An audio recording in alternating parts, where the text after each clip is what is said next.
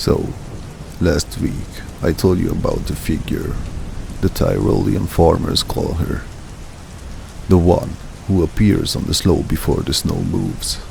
I told you what the old families know, what they pass down, what they do when they see her. What I didn't tell you is that I went looking for someone who didn't follow the rules. I found him in Munich. His name was Markus Federspiel. He was 41 years old. He had farmed the same valley in Ötztal his entire life. He knew the mountain the way you know the inside of your own house. He was not at home when I arrived. Elisabeth, his wife, had asked me to come early before him. She opened the door, looked past me into the street, and then brought me inside without a word. She sat across from me at the kitchen table, with her hands around the coffee cup she never drank from, and she spoke carefully, the way people speak when they have been trying to find the right words for a long time and have mostly given up finding them. She said, "He came back a different weight. I don't mean he lost mass. I mean he felt heavier, like he was carrying something inside him that hadn't been there before, something that doesn't belong to him." I asked her when she first noticed it.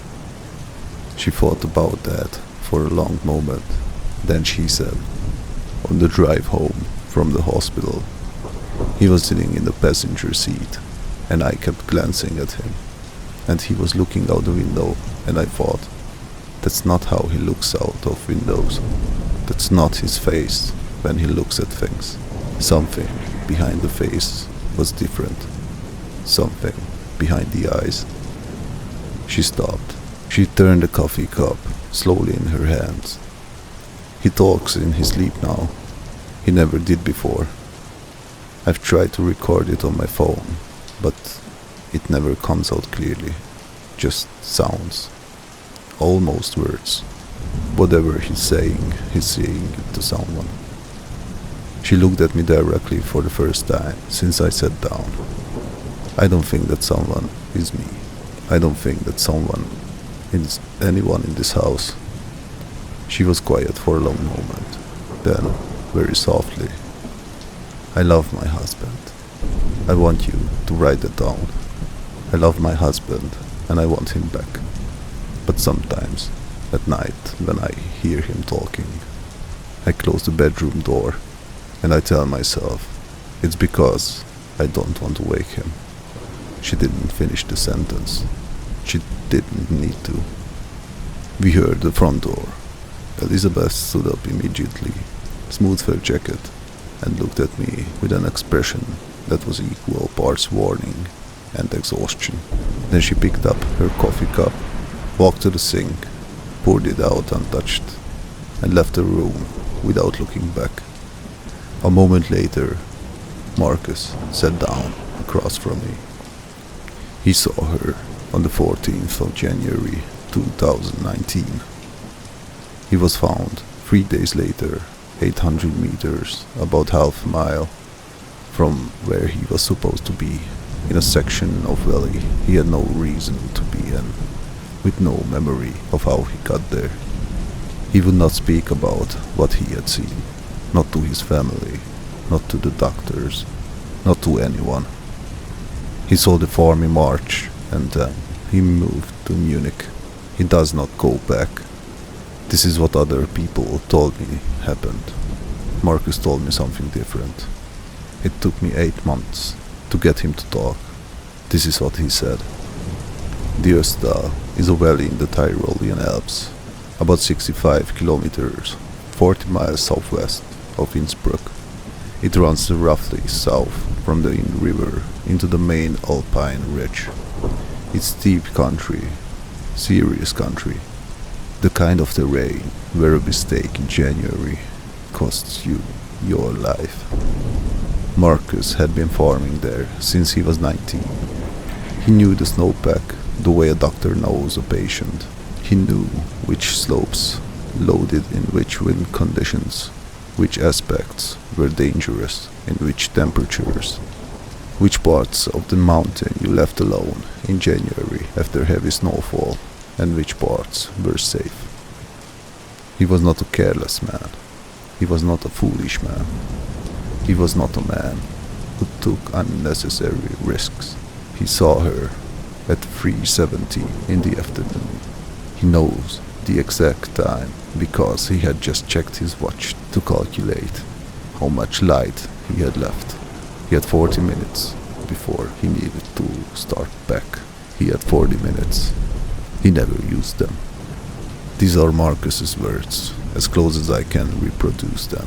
He spoke in German. I am translating.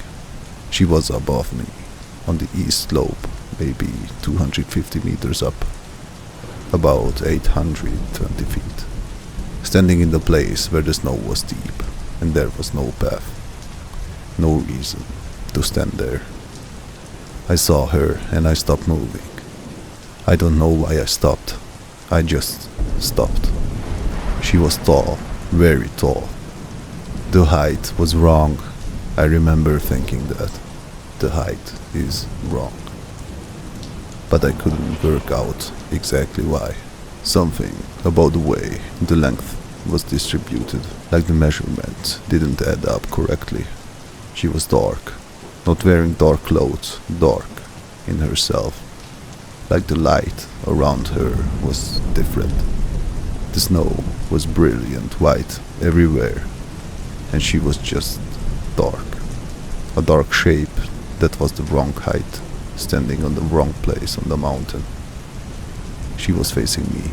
I don't know how I know that, because she was far enough away that I couldn't see her face. But I knew. The way you know when something is looking at you, even when you can see its eyes. She was not moving, not at all. People don't stand that still, not in that cold, not on that open slope. You shift, you breathe, something moves. Nothing about her moved.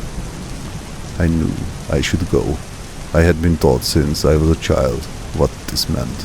I knew what it meant. My body knew what it meant before I did.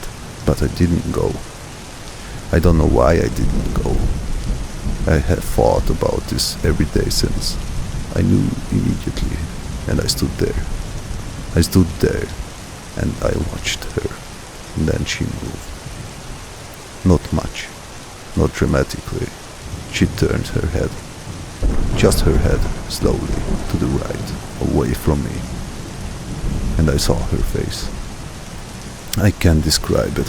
I have tried to describe it to myself, and I can't. Not because I don't remember it. I remember it perfectly. I will remember it until I die. But there were no words for it. The face was. It was like looking at something that has observed human faces for a very long time and has understood the components, but not what holds them together. Like the eyes were there, the nose was there, everything was there, but the arrangement was wrong in a way that my brain cannot process into language. She looked at me, and then I was somewhere else. I don't mean I ran.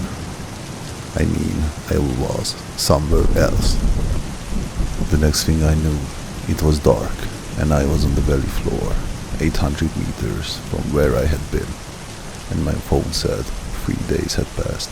I was standing in snow up to my knees, with no memory of anything between that moment on the slope and that moment in the valley. 3 days. I don't know where I was. I don't know what happened. I was examined by doctors. Nothing was physically wrong with me.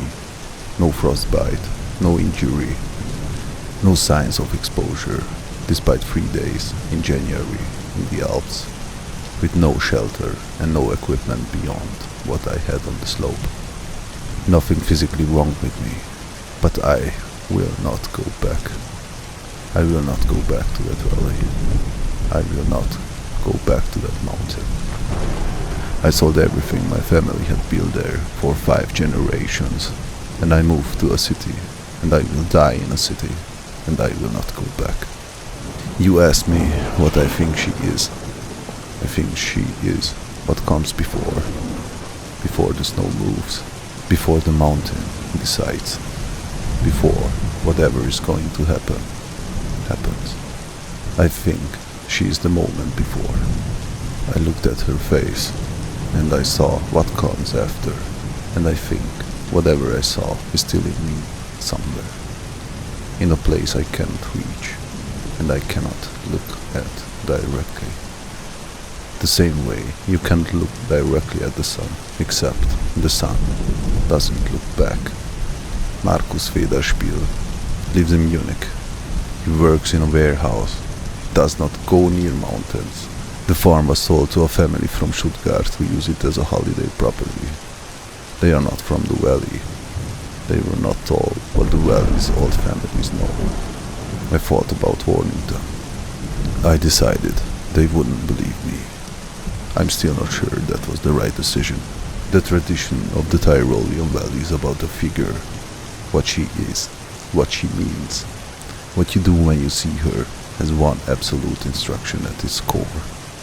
One piece of advice that has been passed down without variation across the generations. Do not look at her face.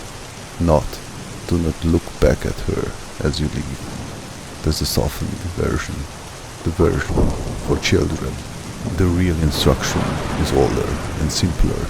Do not look at her face. Markus looked at her face. 3 days disappeared. Whatever he saw is still in him, in a place he cannot reach. He says he is fine. He says it in the voice of someone who has forgotten what fine felt like.